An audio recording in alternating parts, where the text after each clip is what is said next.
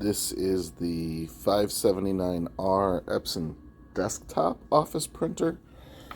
And when you need to change the ink on this thing, you're going to open the A door and it's going to beep at you. And you have yellow, magenta, cyan, and the black comes in a much bigger high capacity cartridge. But all these drawers open up the same way. Give them a little push, they pop out. And then they slide out like this. Take it out.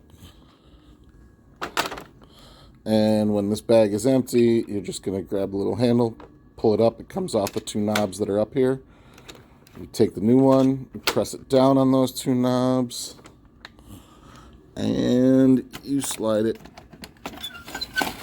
right back in. Printer will say it's recognizing and go through a couple of steps, and then you're good to go.